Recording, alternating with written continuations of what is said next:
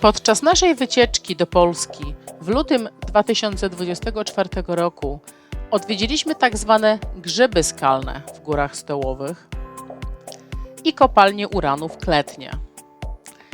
Niestety, z braku czasu, dane nam było tylko zobaczyć jedną formację skalnych grzybów, którą zobaczycie tutaj na zdjęciach, ale w planie mamy powrócić tam i przejść cały grzybowy szlak.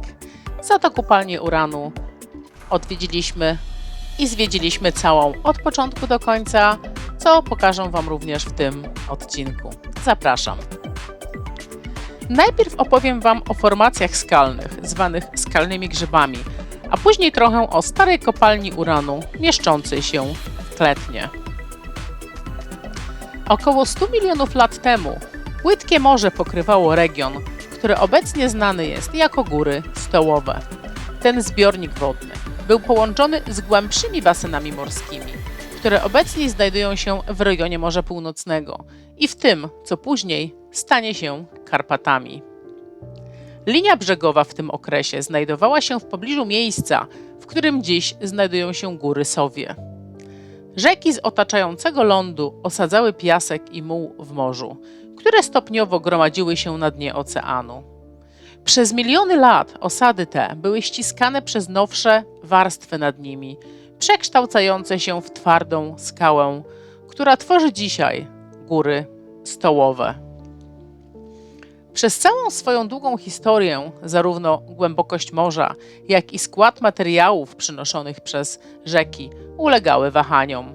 W rezultacie obserwujemy warstwowanie geologiczne w Górach Stołowych, które naprzemiennie składa się z piaskowców i drobniejszych skał, takich jak mułowce i margle. To niemal poziome warstwowanie ułatwiło powstanie unikalnych polskich gór płytowych. Grzyby skalne to zbiór charakterystycznych formacji skalnych, rozłożonych na obszarze około 2 km. Te formacje wznoszą się na wysokość do 700 metrów nad poziomem morza i często układają się jedna na drugiej, przybierając fantazyjne kształty przypominające maczugi, wieże, bramy lub grzyby. Te grzyby skalne można znaleźć na różnych szlakach, jednak aby je naprawdę odkryć, trzeba zapuścić się w obszar pomiędzy Batorowem i Karłowem.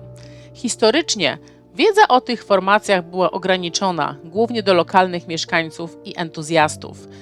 I dopiero tak naprawdę w latach 50. informacje o skalnych grzybach ujrzały światło dzienne na szerszą skalę. To tyle na dzisiaj o skalnych grzybach, ale obiecuję opowiedzieć więcej, jak przejdę całą trasę podczas mojego kolejnego pobytu w moim cudownym kraju, jakim jest Polska. Teraz trochę o wspomnianej wcześniej kopalni uranu w Kletnie. Milionów lat. Wody termalne z wnętrza Ziemi naniosły tutaj różnego rodzaju minerałów, wdarły się w uskok tektoniczny zwany nasunięciem Kletna i w ten sposób się to wykrystalizowało. Mamy tu głównie krzemionkę, podstawowy budulec skorupy ziemskiej. Możecie zaobserwować kwarce białe, mleczne, kwarce dymne, półprześwitujące, takie przezroczyste i kwarcyty, to są te brunatne laminy z dodatkiem tlenków żelaza. Natomiast tutaj w dole duża soczewa fluorytowa, no i właśnie tego minerału gołym okiem w sztolni zaobserwujecie najwięcej. Jest to istny kameleon, a dzieci wiedzą, że kameleon co potrafi robić? Zmienia. To samo robi ten minerał w zależności od tego, z czym sąsiaduje. W okolicach rudy żelaza, teraz w zależności od stężenia, zabarwia się na kolor od jasno-niebieskiego do fioletowego. Natomiast w okolicach rudy miedzi, jak myślicie, jaki kolor osiągnie? Od średniowiecza w okolicach Kletna aktywnie wydobywano różne rudy. Obejmowało to wydobywanie niezbędnych materiałów do wytopu żelaza, srebra i miedzi. W 1948 roku na mocy paktu między Polską Rzeczpospolitą Ludową a Związkiem Radzieckim rozpoczęto ogólnokrajowe poszukiwania ród uranu, których finansowanie i operacje miały być zarządzane przez ZSRR. Wstępne badania wykazały, że tylko region Sudetów miał potencjał do wydobycia uranu. W związku z tym w Kowarach koło Jeleniej Góry założono firmę o nazwie Kowarskie Kopalnie, która później przekształciła się w zakłady przemysłowe R1. 15 lipca 1948 roku inżynier Kamysznikow z radzieckich służb geologicznych zidentyfikował mineralizację uranu w starej sztolni znanej jako Sankt Paul w Kletnie.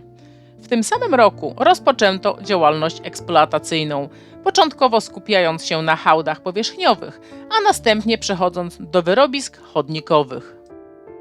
Wspomniane wcześniej zakłady przemysłowe R1 podjęły te operacje górnicze na znaczną skalę.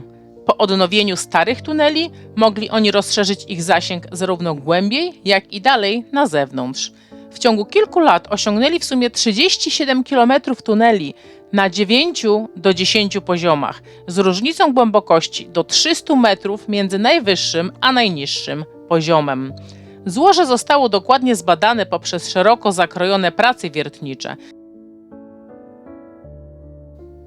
Wywiercono 42 otwory wiertnicze z powierzchni Ziemi o łącznej długości około 11 km, a także dodatkowe 10 km pod ziemią. Eksploracja miała również miejsce w pobliskich obszarach, takich jak Marcinków i Janowa Góra, a także na zboczu góry Krzyżnik, jednak złoża te uznano za nieopłacalne. Szacuje się, że w całym okresie eksploatacji w Kletnie wydobyto około 228 000 metrów sześciennych rudy. Kilku do 7 sievertów w krótkim czasie, także tutaj to promieniowanie jest niewielkie, to są tysięczne. Ale żeby mniej więcej Wam uświadomić, jaka energia drzemie w tej bryłce, która zawiera w sobie tylko 4 gramy. Tutaj wykrystalizowało też u góry taka rozeta, no można powiedzieć, że taka rapa koralowa, a na dole mamy, co Wam przypomina kształtem? Następne. Serce Matki Ziemi, nie dość, że kształtem, to i kolorem. Nasza wycieczka do Kletna była bardzo udana, a przy kolejnej zamierzamy również odwiedzić jaskinię niedźwiedzią, znajdującą się dosłownie kilkaset metrów dalej. To tyle na dzisiaj i jak zwykle zapraszam do kolejnych odcinków o miejscach wartych odwiedzenia i do subskrypcji mojego kanału, jeśli jeszcze tego nie zrobiliście. Na kontakcie z kwarcem białym mlecznym utworzył się taki przekładaniec ametystu z rudą żelaza. No a na dole przedobódzki fluoryt. Teraz pytanie jest takie, w jaki sposób... Ja się z Wami już żegnam i do usłyszenia w kolejnym odcinku. Trzymajcie się!